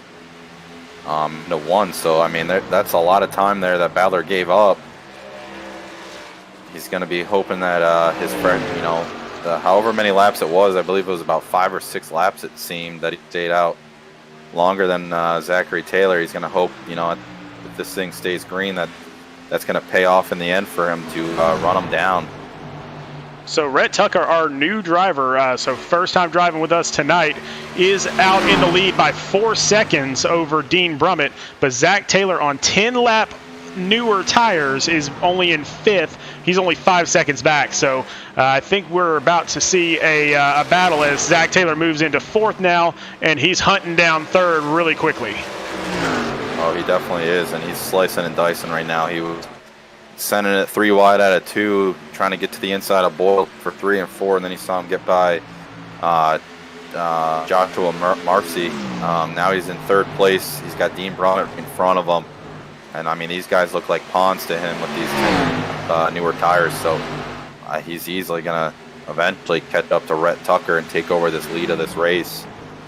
So right now, before it refreshes, once they cross the line, Zachary Taylor was 4.8 seconds to the lead. Daniel Balor, who we saw stay out quite a few laps afterwards, is 13 seconds behind the leader. So that's a 9-second difference between Balor and Zachary Taylor. Now that's a lot of time Balor's going to make up to get back up to him, which I just can't see happening with only 19 laps to go unless we get a yellow. Yeah, 10-lap newer tires, and you can see he is gaining about a second a lap on Tucker. And so Tucker right now 3 seconds ahead. And so it's down up under 3 now. So Zach Taylor is just really, really crushing this time. Definitely is. It's only going to be about 2 or 3 laps until he takes over the lead from Rhett Tucker, and he's going to be in control again. So obviously the strategy game panned out really, really well for the 14 machine of Zachary Taylor. Now, right behind Zachary Taylor, so 3 seconds behind Marshall Stanley. We haven't talked about him at all night long, but Marshall Stanley in third for Rev Racing. He pitted on lap 70, so his tires are a little older than Zachary's, but he's in good position right now. No doubt. It's quite interesting to see how strategy just kind of changes the leaderboard here. We got guys that we're in the middle of the pack now. There's, top 5, top 10 runs. Yeah, and then jumping back just a little ways as Zachary Taylor is about to pass his own teammate here. That is not for position, but Michael Madden. So everybody out in the chat wants to hear what's going on there. He is in 8th position, so he's trying to work his way back to the front. Curtis Young from Canada is in 7th position, but he is on about 20 lap old tires right now, so he might start falling off here shortly. Oh, we've got a yellow. Here we go, Sean. Here we go. The yellow came out. Brad Williams from Bronco Motorsports. And so once again, we will have our Sandwich Man Racing and Sports Memorabilia rec replay here as we go back and check out what happened with Brad Williams. And it looks like they were just 3 wide back there. That's always not a fun thing, trying to go 3 wide, into the corner. Oh, Greg Olnick is who it looked like there. So in that number 88 car, was that Greg Olnick? I don't believe Olnick. I think is the 31. I could be completely wrong of that. So the 88 is no, it's showing Nick Gowan. I don't know. Maybe I've got the wrong. Might have been the 98, Sean. It is the 98. That's a wild car there. Yep, it's the 98. The 98 Nathan Nixon. So one of our independents coming up from the truck series. And just 3 wide. It's just a little bit too much, and now everybody is on pit road. Exactly. And case in point, with Bowler staying out a bit longer, he's in 13th place right now. Obviously he's battling for the lead, so he's going to have to make some moves on this restart to try to get back up front where he was all race long. And so Zach Taylor is in the pits right now, just like everybody else. Everybody needs those fresh tires right now.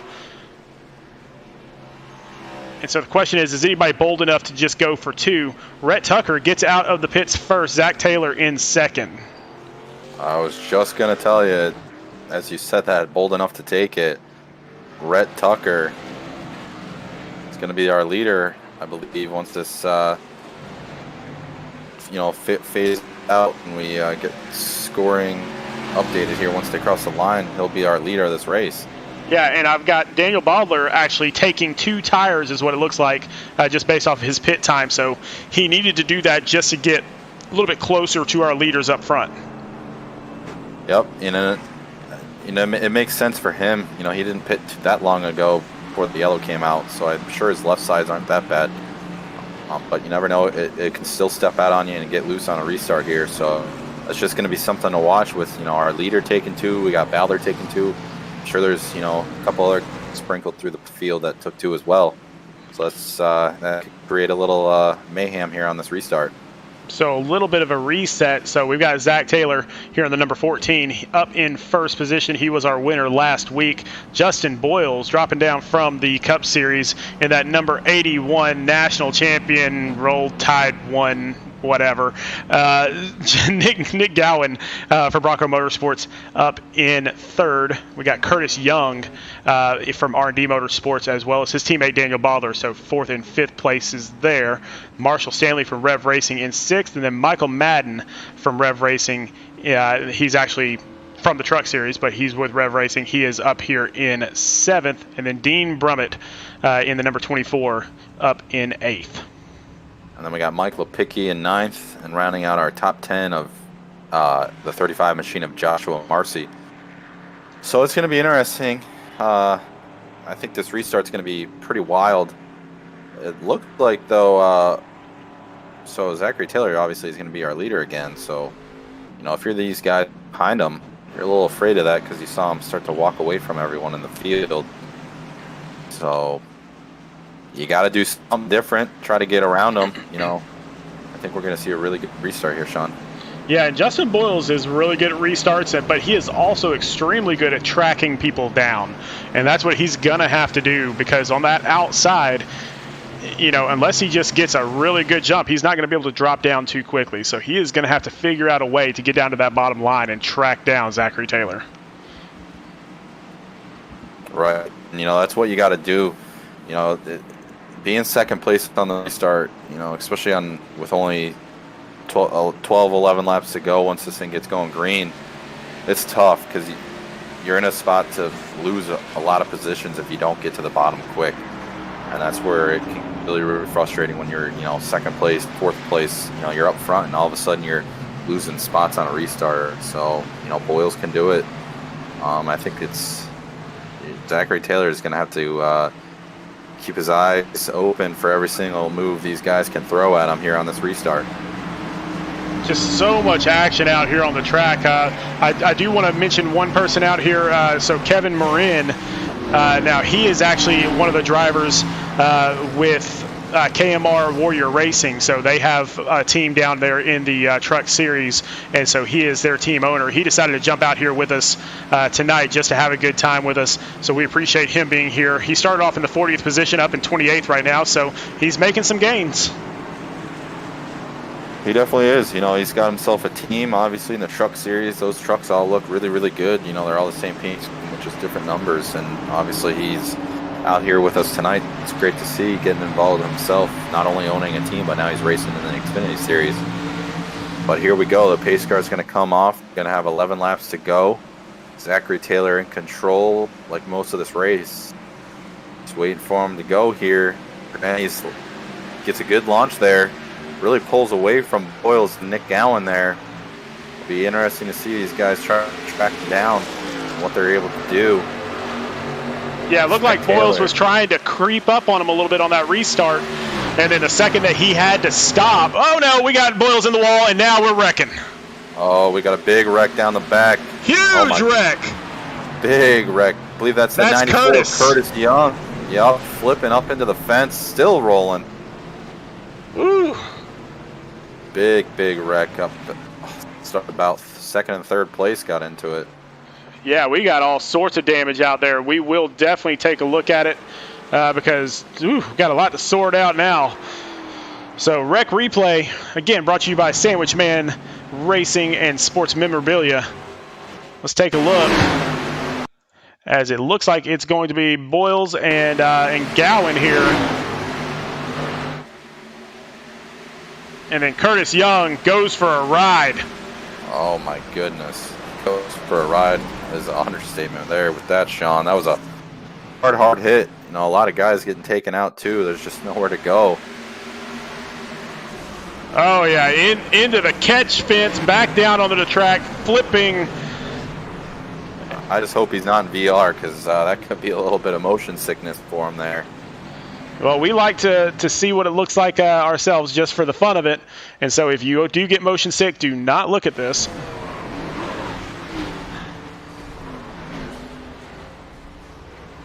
Jeez, oh peas. I mean, over and over into the catch fence and kept on going almost the entire length of the backstretch. Yeah, I'm just not sure, Sean, if you wouldn't mind, just go to Boyle's car and kind of back it up to when they were in the middle of 1 and 2, just to kind of see what caused that, if you don't mind. Yeah, definitely. Let's see if I can key in on on him here. That's what I'm trying to say. Let me find him on the track.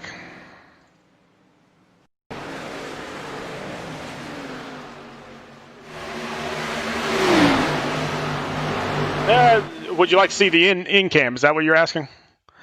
Yeah, or I'm just trying to understand what all caused that. A lot of cars kind of get loose there. I mean, he was on the high side. Oh, it was Boyles. Boyles got loose. He got really, really loose, and then he also did see a little wiggle out of the 88 too.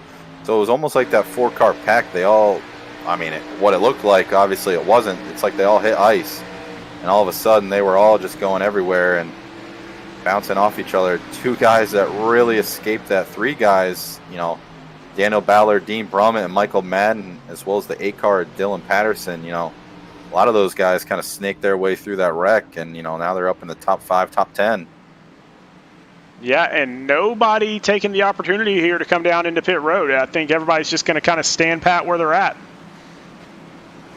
Exactly. I think there's too few laps left to try to go down, get fresh tires, and try to make your way through the field. At this point, you're kind of committed, and all bets are off with your coming down pit lane anymore. Pace lights are still on the pace car, so it'll probably be 6 to go when we go green. One thing that we haven't done, and I told him that we try to do this tonight. Let's see if we can get Dean Brummett up here in the booth. I know he's your teammate, good friend of ours up here as well. So, hey, Dean, Sean, and Jake in the booth. How's it going, brother? That good, huh? Oh, buddy, I've had so many problems tonight. I'm having audio issues. I'm having pedal issues. It is just not a fun time in this 24 car right now. Well, you're doing great, man. You're up in 5th position. How can that not be fun? Oh, man, I tell you what, that last wreck was just something to behold. I saw the smoke in front of me. I was like, they're going to save it. No, they're not. And, I don't know how close it was, but I feel like it was pretty close. I can tell you right now, Dean, it really reminded me of you and I driving through that wreck at the recruitment race at Daytona for the Cup Series. You snaked your way through it. It was it almost got a little hairy there for you. But, how's the car feeling tonight? Is it a little loose when the run goes on, or is it kind of plowing tight, or what are you feeling? Yeah, man, it's a little loose at the start of a run, and it just gets a little tighter. If you abuse your tires, it's definitely going to get tight. The first run of the race, I felt like I felt like you could run the middle lane a little better, but now it's just I think there's just so much heat in the track. It's going to be right here. This last 6 laps to the end is going to be pick your line and pray that the car sticks. I'm just sitting here kind of looking at first and second and having flashbacks from last week, so we'll see what happens. Exactly, buddy. Obviously, I want to see you do good and hope it translates to Sunday night for us, on our team in the Cup Series. So go out there and give us a show to watch, Dean. Absolutely. Hey, Jake, I have a question. Are you hungry, buddy? Because I plan on taking them to Gapplebee's here in just a second. Exactly. I'm a big fan of Applebee's or Cindy's, so let's see it, Dean Brummett. Ooh, the double from Cindy's. Let's get it. All right, brother. Have a great race. 4 action. Hey, thank you, guys. All right, we'll drop him back down there. Always good for a fun interview, Mr. Dean Brummett, the COVID crusader himself. Exactly. For our viewers at home that obviously might not know Dean Brummett, you bring him in for an interview, or you're just, hanging out, talking, doing some races. You don't expect anything less than what you just heard from him there. But nonetheless, though, pace car is going to dive off. These guys are going to have 6 laps to go here, Sean. This is going to get spicy, as Dean Brummett would say. And once again, a great jump by Zach Taylor. Absolutely. He's, again, pulling away. Really pulls out to about almost 3/4 lead here on 2nd and 3rd place. These guys got to be a little cautious. They just saw almost, cars get taken out in that wreck right there that we just saw as they come through 1 and 2. Daniel Ballard clears himself over Marshall Stanley for 2nd. Dean Brummett going to the high side to take over 3rd place. Yeah, but not sure those 2 tire stops are going to help here. And I could be completely wrong. That might not be the issue, but Ballard falling back here. Right. I think you're right. The 2 tire, it's going to gain you some track position, but if you're trying to run down our leader, Zachary Taylor, I just don't think 2 tires is going to do it. He's holding pretty steady here with a half a second lead, Daniel Ballard. The race for 3rd place right now, they're 2 wide back here, the 24 and 25 machine of Dean Brummett and Marshall Stanley, and all you Michael Madden fans, he's in 5th place right behind this, trying to get 2 more. Yeah, so basically if there's another caution that comes out, then these guys are going to be in prime position on another restart. So Michael Madden almost made it 3 wide there. He's going to go down deep, and they will make it 3 wide, and they do touch there on the bottom of the track. A little two racing teammates kind of get into each other. That's going to open the door for Dean Brummett to get the big run on the outside to clear them both to move to P3. You know, we got 3 laps to go, and up front, you know, the distance between Bowdler and Zachary Taylor is kind of pulled a little bit, you know, in the favor of Zachary Taylor, up to a 7/10 of a second lead. So right now, you know, he's just hoping this thing goes to the white flag at that point. You know, it's there's no way, I don't think those 2 tires for Daniel Bowdler are going to be able to get him unless, you know, Zach hits the wall or, you know, gets loose or something like that. Yeah, still a lot of side-by-side. Oh, and here we go. This might bring out a caution. It definitely probably will. And there it is. There we go. The yellow is out. A lot of wrecking going on back towards the back of the pack. Yeah, that was a big wreck, Sean. A lot of guys yelling, screaming for guys to hit the brakes when they get in a wreck. So, you know, that's never a good thing to hear. But again, we're going to have a Sandwich Man Racing replay to show us what happened here. And so basically just they got 3 wide back here. And once they got 3 wide, 4 wide almost. And it looks like the 32 just, 32 just kind of got a little squirrely. And then after that, it was all over. Man. Yeah, I mean, that when cars are spinning, coming down the track that quick, I mean, there's nothing you can do. You know, I heard guys screaming that you hold the brake button. You're going 180 miles an hour, holding the brake's not going to change anything like you saw here. Unfortunately, a lot of guys taking out, you know, Danny Setzer, the 17. Got some guys going through the grass to miss it seems. Yeah, Troy Teichmeyer is in that 32, and it looks like he just kind of washed up the track there.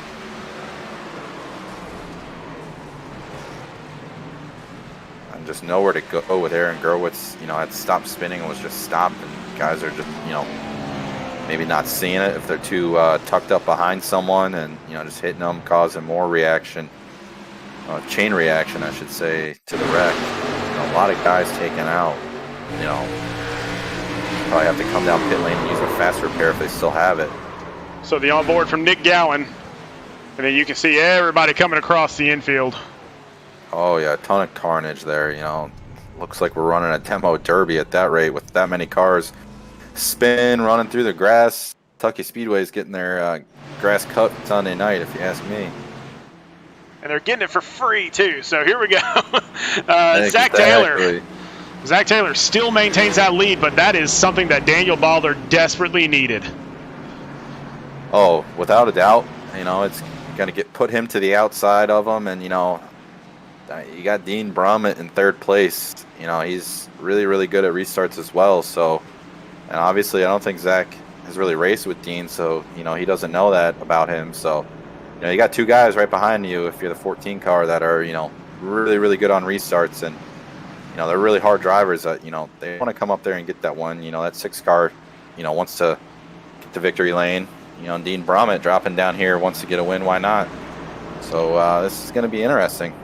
Yeah, out there in the chat right now, we got I believe it's Mike Madden's high school coach saying, come on, number 20, you got this now. So Michael Madden back in 7th position, and we saw a move last night where he started off in 5th and made his way into the lead in the first turn after the green flag. So if he can pull a move like that, then he's going to be sitting pretty. But with these guys up in front of him, Dean Brummett especially is a phenomenal restarter. I'm not sure he's going to be able to pull that big of a move. Yeah, that's, you know, again, it's going to be really tough at this stage too, because, you know, they're not on fresh tires. So, you know, you try to go to the outside and send it 3 wide into 1 and 2. It's not going to work well. Could it be done? Sure. You never know. Obviously, anything could happen. But I really, really think tonight it's going to come down to these restarts, especially if we start having, you know, another caution or 2, and we got a couple more green-white checkers.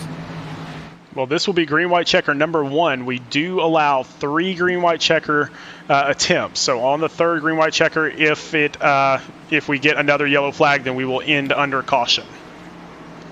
Exactly, and unfortunately, we never want to see that, especially us as a broadcaster, because that's not the kind of ending of a race we want to see. So we are always hoping it ends under racing conditions. So let's hope that these guys kind of calm down, get to that white flag, and we'll see a good race here. Yeah, while we've got a brief moment, we're going to pull our president in here really quick if he doesn't mind us doing this. But, hey, Jason, this is Jake and Sean up in the booth. How's it going, man? Hey, what's going on? How you guys doing? Man, I know you're watching this race out here. What are you seeing right now? Well, I'm excited to see what happens with this 6 and 14 here. I'm a little concerned that the 14 has got. They both are pitted out 17 laps ago, but the 14 took 4 tires and the 6 took 2. So I think it's going to be interesting. This would be we couldn't ask for a better finish. We had that 1-2 incident last week, and here we got them again in 1-2, and this is the way to watch this thing. I just can't wait to see how this thing turns out. Definitely, and you got Dean Brummett, who we've obviously seen last season, and again in the Cup Series so far. So, you can't count him out either. So I think we're going to see a pretty extreme restart here. Dean Brummett could even send it 3 wide and 1 and really surprise these boys. We certainly have some talents up there in that top 5. And, not too far back there in 7th, hiding out and, being sneaky is Michael Madden himself. He's got the 3-peat going and maybe looking for a little win up here in Xfinity. So I tell you what, it's going to be pretty exciting, you guys. All right, buddy. Well, we'll let you get back to the admin office, but we'll talk to you after the race. All right, fellas. Thank you. Of course. All right. Here we go, Jake. Pace car's going to dive off. Let's do this. Here we go, man. I think we're going to see something pretty extreme here. With 2 on the front row and Dean Brummett and Marshall Stanley behind him. This is going to get really, really, really intense, I think, for these next 2 laps. Again, if we have another green-white checkered, but pace car's off, and Zachary Taylor is going to lead him to the green here, hoping to get another restart where he pulls away from these guys. And Dean Brummett to the inside of Daniel Bowler as they head into 1. That could play. That could do something different here. We'll see what Dean Brummett does as he clears Bowler out of 2. Yes, on our leader. Zach did not get as good of a restart there, but it ended up being good enough because he's 3/10 ahead. And here we go, coming to the white flag. Zach Taylor, 1 lap to go to get another victory here at Kentucky. Exactly. We got the white flag out, so at this rate, the race is going to end how they come across the line. Dean Brummett going to give it everything he's got into 1, but I don't think it's going to be enough as Zach Taylor holding that lead consistently at 0.4 of a second back to Dean as he heads down into 3. Something's got to happen really catastrophic for Zach.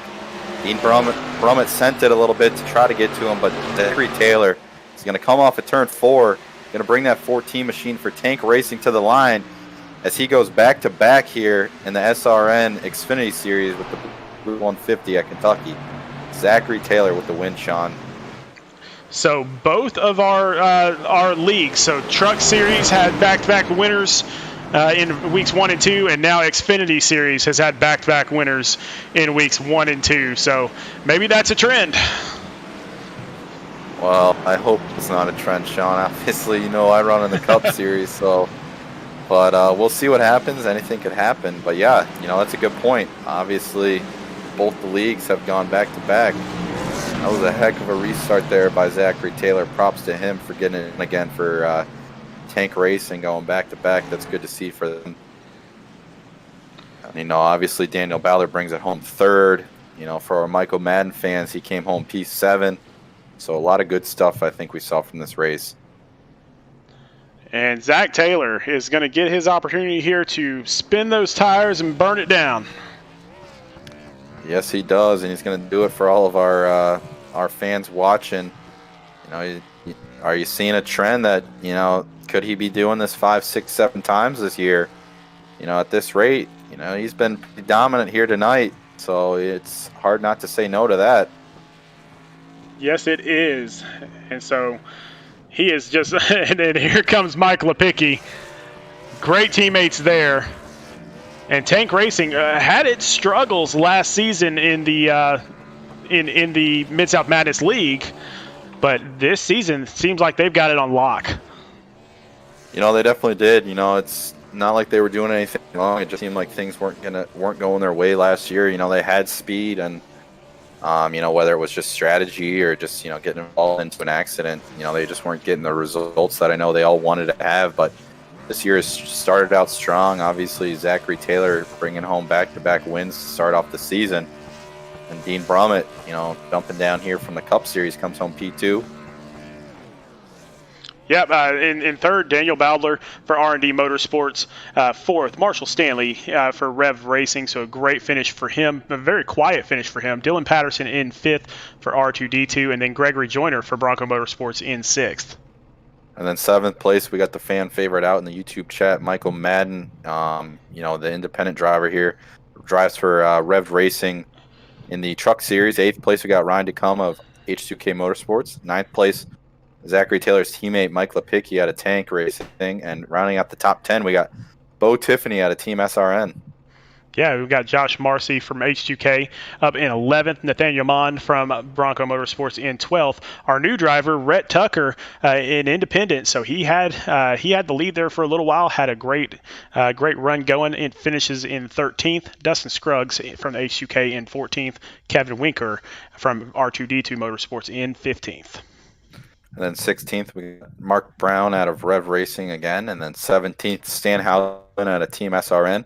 Then 18th and 19th, we got a couple Canadians. Kevin Morin, independent, owns his team down in the Truck Series. And 19th is Eric Hawk out of R&D Motorsports as well.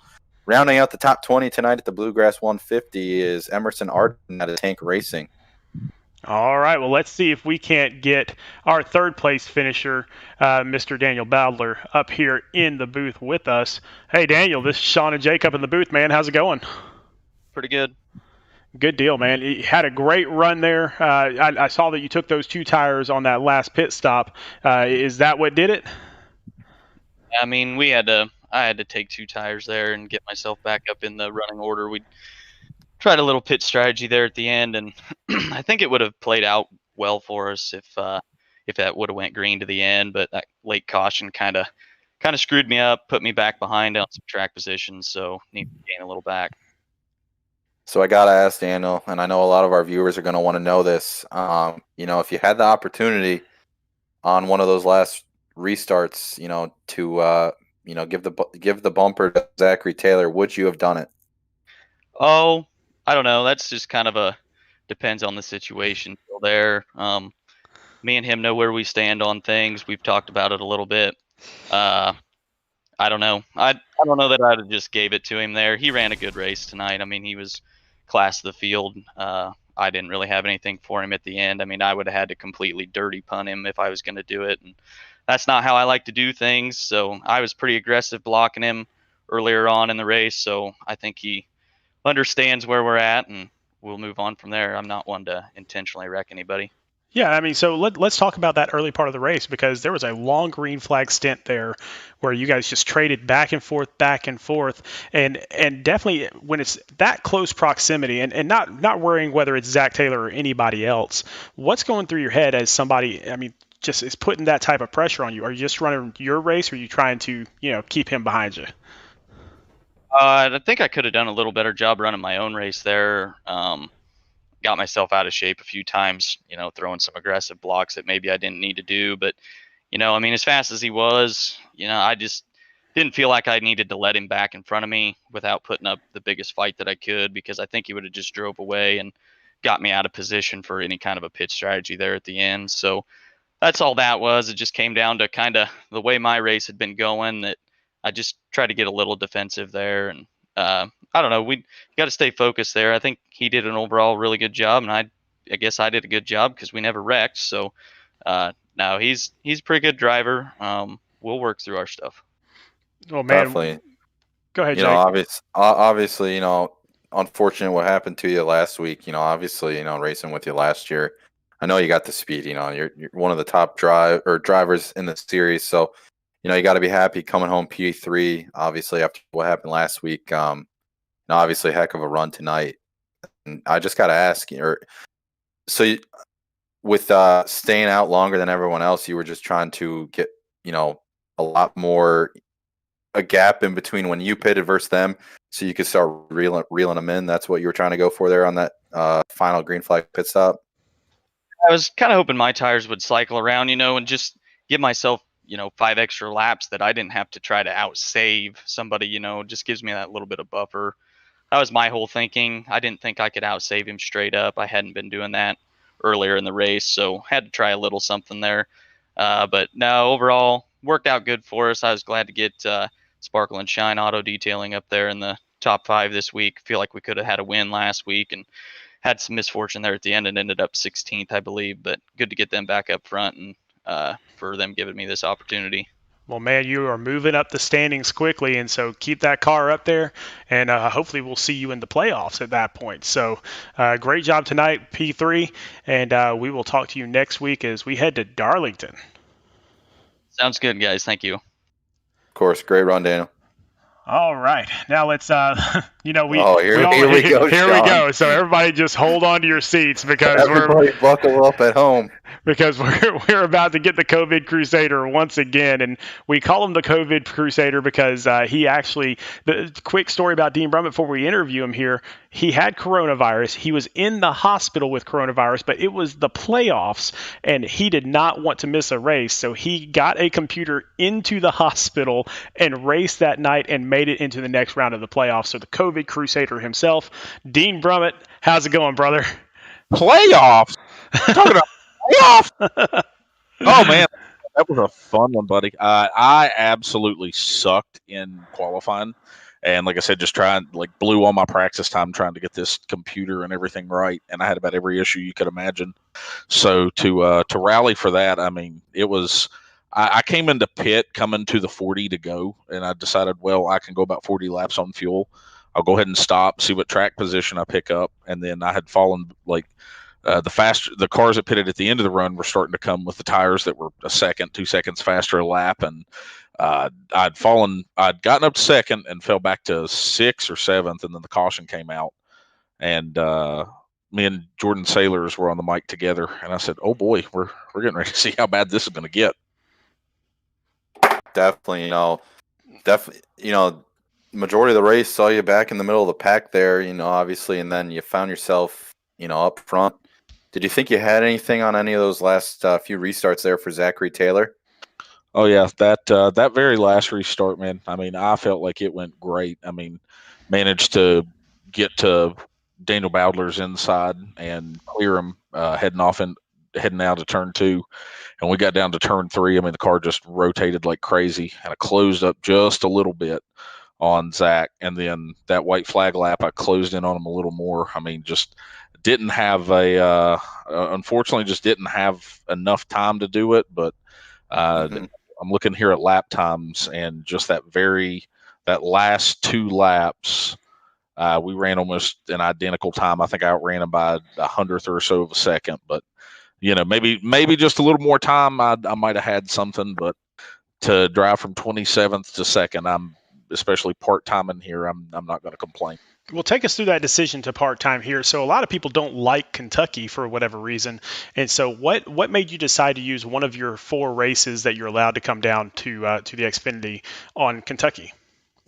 Oh, well, quite simply, I wanted to run Darlington, but I'm going to be out of town next weekend. So I was like, hey, I'm not doing anything on a Thursday night. And basically the opportunity was given to me by the broadcast booth. I was basically told, hey, Dean, you can come up to the broadcast booth for a little bit tonight, or we can interview you after the race from the broadcast booth if you finish top 3. And I was like, that is an interesting premise. I mean, I got to say also, Dean, I think our almost 200 laps of practice this week at Kentucky might have factored into the fact you wanted to get out here in the Xfinity car and see what you could get after him.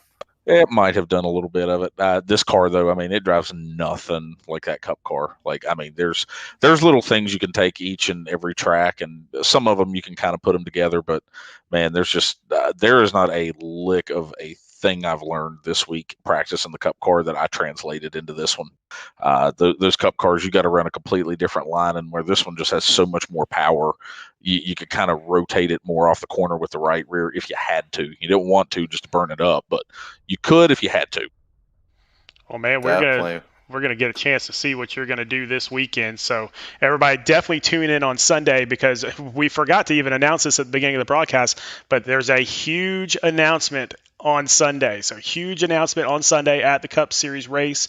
Under the first caution, we will announce the announcement that we have. And big announcement. Everybody's going to love it, and everybody's going to want it. And so come on and join us on Sunday. Come watch Dean and Jake race out there. But for right now, buddy, we're going to let you get back to it so we can interview the guy that beat you. Sounds good, buddy. I got one last quick question, I go guess, ahead. for Dean. So obviously, Dean, you got some fan following that watch this, and so when do you think the next time is we're going to see you drop down here into the Xfinity Series? Let me see here. I was actually just looking at the schedule. I am a very vengeful, awful, evil person, and I hate being beaten at anything. So probably going to be a few weeks here at Auto Club because I have unfinished business there. Sounds good, man. So trying to get some revenge on the last time you were at Auto Club, ended up taking second in the championship instead of first. So, man, get it back. Oh, you will. And then, Jake, to answer your question behind that, it's a simple answer behind that one, buddy. It's Bristol, baby. I knew that was going to be it. So, but great running tonight, Dean. Always a pleasure having you up in the booth, and great watching you on track. Heck of a run tonight, Dean. Thank you, guys. Have a great night. All right, let's get our winner in here if I can find him. Let's see if I can get him up in here in the booth. Hey, Zach, this is Sean and Jake up in the booth. How's it going, buddy? Couldn't be better. Man, you told us last week that you were undefeated here at Kentucky for the longest time, and that very first run you got a nice 3-second lead on everybody, but then it started to shrink a little bit. What was going through your head? Yeah, I was thinking. I actually that first run I was saving a lot more than what I was meaning to. Whenever I pit, my tires were at 70. I want to say it was 72 on the right front, so I was saving really, really hard that first run, and I think that's why it started to shrink as much as it did. It concerned me, and I think that's whenever I realized, okay, well, this isn't going to be quite as easy as I thought it was going to be. Definitely. We first and foremost, I just want to say congrats on the win tonight, Zach. Heck of a drive, obviously. Really put a showcase the first half of the race. But I got to ask, on those last few restarts there, did you ever get worried that, you were running such a great race the entire time that, something simple, whether, it's someone getting to your back bumper or you making a little mistake, were you ever worried about anything like that? There was a time that I really was going into the race. I was really worried about, if it came down to a green white checkered, after the unfortunate event that happened last week, which I have a couple things to say about that. I was worried that if it came down to that, it would happen. I was expecting the favor to be repaid, but I think it was around lap 50 or 51 that I realized, hey, hang on, wait a minute, this could, we're both great drivers, and we're not going to do that. We're not going to sacrifice our finish to gain one spot. Oh, definitely. I mean, great and great work out there, because you guys were side by side for the longest time and really made for some great racing, some great viewership of that as well. But talk to us about what you got going forward here, because 2 races in a row. Third race coming up is Darlington. How good are you there? Darlington, I won the Southern 500 last year, if that tells you anything. I'm assuming you're saying in NIS. Is that correct? Yeah. No, I didn't win it in real life, sadly. No, but I wasn't sure if you were referring to like another league or NIS. But yeah, so you heard it here, I guess. Zachary Taylor called his shot this week at Kentucky. So watch out for the Xfinity Series of him trying to go for the 3-peat. So, we could be seeing a really long line here of Zachary Taylor up front. So tell us this, Zachary. So you've got down in the truck league, you have Michael Madden that's gone 2 for 2. Now you have you that's gone 2 for 2. So does that make you root for Michael Madden even more in the truck series next week, so that way you guys can keep this trend going? I didn't know that he'd win for 2 for 2, but knowing that, yeah, come on, that thing, baby, come on. Absolutely. Now, make a T-shirt, I'll buy it. Oh, we're already talking about it, I promise. So great job tonight, buddy. Congratulations on winning. Anybody you want to thank before we let you go? Yeah, I want to thank Daniel Bowler. I'm going to go ahead and issue this statement publicly.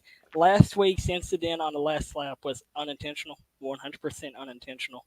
I didn't realize exactly how big of a run I had on him going into that turn. And that was 100% my fault. I don't want to drive anyone that way. I want to be clean. That was completely accidental. I know it probably made for a great viewer point, but as a driver, that's not something that we want to happen. We're here to race each other clean, and that's what needs to be done. I want to thank my teammates out there: Michael Lepicki, Devin Zimmerman, Emerson, Derek, Vinny, Walter, all those truck guys down there. Good job, guys. Let's look forward to next week. I want to thank Rocket Racing Setups. They've added me to their driver lineup here recently, and it's been huge.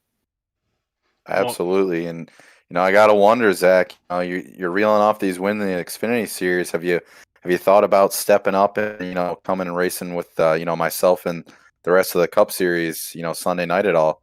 Especially at a track like this, where you're obviously what you're doing around Kentucky Speedway. I'm hoping that my schedule will permit here in the future. Right now, I'm dedicated to the MPI Cup Series every Sunday night. But hopefully that schedule will open up. We'll have an off week or something. I can hop in there and see what I can do. All right, buddy. Well, congratulations on a great race tonight, and we will see you next week at Darlington, all right? All right. Great broadcast. All right, man. Take care. Appreciate it, Zach. Great job. Yeah, I just want to say something, Sean, about what he said there. It takes a lot to say what he said, to own up to the mistake and, essentially apologize publicly to Bowler. It's obviously something we want to see in this league, and like you said, obviously, sure, it probably made a great, viewership for everyone at home, but, it takes a lot for a guy to own up to, a mistake like that. So that's really good to see that, that's, who Zachary Taylor is, and, he doesn't mean to drive like that, and, owns up to it. Yeah, I mean, good classy move by him, and we expect nothing less from our drivers here at Speed Racing Network, and so, but we're going to kind of put that to the test next week in the Xfinity Series, because we're going to the track Too Tough to Tame, and we're going 150 miles there at Darlington. Definitely, Sean. This is going to be interesting to watch. This is a tricky track. Obviously, it's too tough to tame the Lady in Black, so anything can happen here. You run the high line. So you're going to see quite a few guys, I'm sure, getting that coveted Darlington stripe on their right quarter panels as they come around these corners. I think this is going to be an awesome week for the league, as all three series obviously are going there. And I think these boys in the Xfinity Series, continue to show us great shows every Thursday. So definitely check it out next Thursday, January 21st at 9 p.m. Central, 10 p.m. Eastern. And then our next broadcast is actually right back here at Kentucky, where we go for the Cup Series, and you'll see Mr. Jake Roell, you'll see Dean Brummett out there, and a few of these other drivers that will be out there on the track trying to get it done in the Cup Series cars. So what are you looking at as far as that's concerned, Jake? Number one, I'm definitely looking not to get wrecked out of it by lap 15 or whatever it was at Chicagoland. But I think you're going to see a lot of the same thing that we saw at Chicago, where it's just an unfortunate thing with the aero package that they have on these 1.5 miles, where the first 10 to 15 laps, it's really back racing until the tires start to fall off. And again, this track is very similar to Chicago. Both ends of the speedway are different. So 1 and 2 is a little bit more flat out, and 3 and 4 is a little more technical with lines. But I think we're going to see the same type of racing. I really strongly feel you got to be practicing your longer runs, practice green flag pit stops, getting on and off pit road, because that could be where the race is won or lost. So, it's going to be a really great race, I think, Sunday night for the Bluegrass 200. Yeah, we're going to have a great time there. So everybody, please come on back and join us then. If you have not subscribed to our channel, please go ahead and do that. Also, jump on our Facebook page. Like our Facebook page because we have a lot of different stuff that goes around on the Facebook page as well as far as announcements and that sort of thing. So be sure to check that as well. But for right now, my name is Sean Griffith, and I'm here with Jake Roell, and we're just going to remind you to keep going faster. Absolutely.